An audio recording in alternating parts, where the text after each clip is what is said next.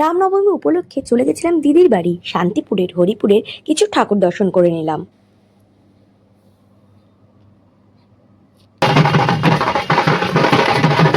ঠাকুরের মুখগুলো দেখো কি সুন্দর, এখানে রাম সীতা বজরংবলীর কি সুন্দর ঠাকুরটা।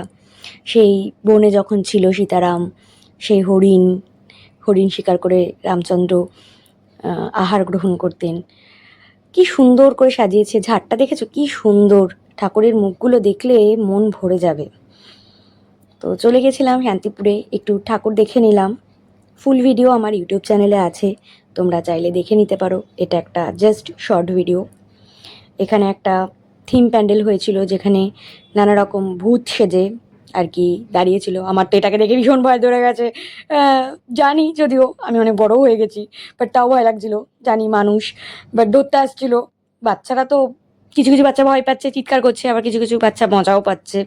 ঠিক আছে, এটাকে আমার দেখে একটু আর কি, যদিও আমি বড় হয়ে গেছি তাও একটু ভয় লাগছিল আর কি। জানি মানুষ, তাও এখানে একটা ওই মঞ্জুলিকার মতো থিম করা হয়েছে, ডান্স করছিল। দেখছো কি অসাধারণ ভূতগুলো।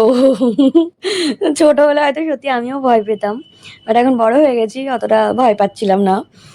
ছোটবেলায় ফিলিংসটা আলাদা হতো, তাই না? বাচ্চারা খুব মজা পাচ্ছিল, কেউ কেউ ভয় পাচ্ছিল, চিৎকার করছিল। তো বেশ ভালো কাটলো দিনটা। এখানে আরতি হচ্ছিল, মহাদেবের মাথায় দুধ ঢালছে সীতারাম, পাশে বজরংবলী দাঁড়িয়ে। একটু আগুনের আভা নিয়ে নিলাম। চলো, জয় শ্রীরাম।